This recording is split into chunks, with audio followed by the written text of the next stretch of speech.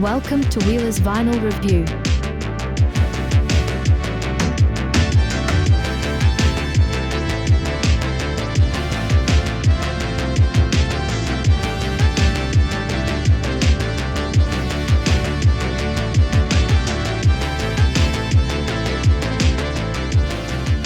From the classic to the new, spinning the best for you here at Wheeler's Vinyl Review.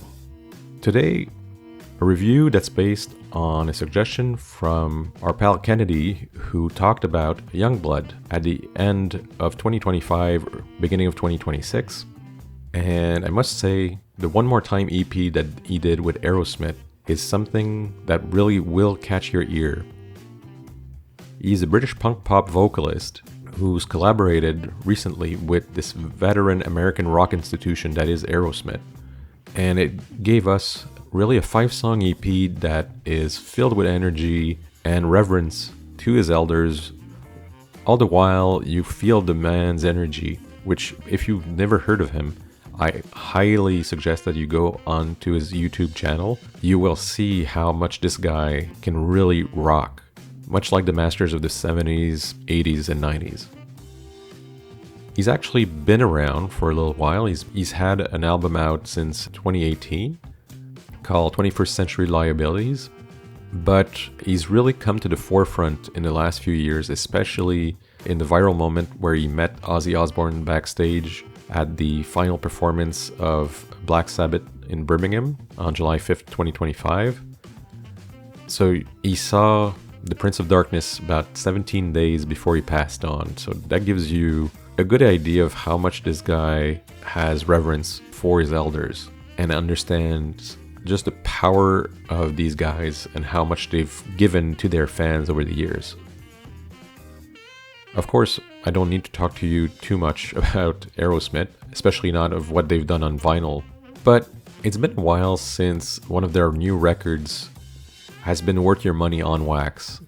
Let's be honest. So these are just 5 songs for 20 minutes, but they're really, really worth it. You get a lot for your money here. Plus, I mean, because it's an EP, it's slightly less expensive than a full-blown LP. So the first thing you'll notice is the cover when you take it out of a bin, and it will grab you. It's very simple, but at the same time, very effective. And you might wonder, where did this meeting come about? And it appears that the guitarist for Aerosmith, Joe Perry, got the ball rolling because he wanted YUNGBLUD to come to Sarasota in Florida to work with him and write some songs. And the response was, hell yeah, I want to work with this guy. And from there on, the energy just meshed. The end result turned out to be an amazing collaboration.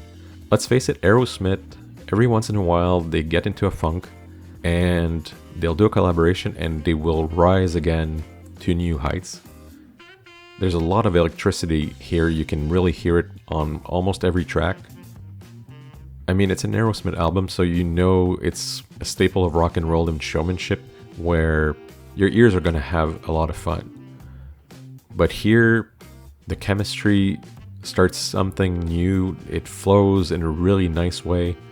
And the music comes across really well. The vocal blend here between Tyler and YUNGBLUD actually works really well, which you would think would have been slightly of a problem because, let's face it, auto-tuning now crops everything.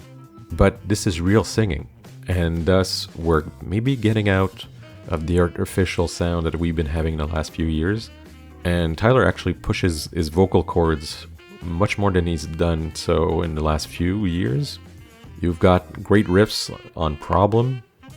The country tinge Wild Woman is also very interesting with an acoustic start and a really good bass groove. And you also have 1,000 Days, which is the 4th track, which is an interesting acoustic opening.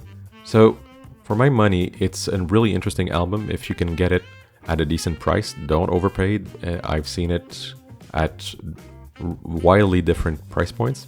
So I would say on average it's a really good album. There are tracks on there that are, let's face it, not up to par to some of the best ones.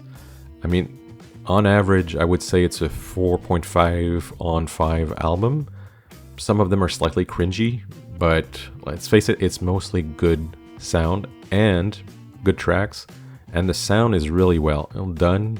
The production style, the quality of the pressings should be something you shouldn't have to worry about. So One More Time by Aerosmith and YUNGBLUD. If you want something nice for your collection to start 2026, this is the album for you. Take into consideration it's only on one side, so you have the 5 tracks on one side, and side 2 has no music, it's only an etching. So do take that into consideration. This was Stephen Wheeler, and this was Wheeler's Vinyl Review. Hopefully it was good for you.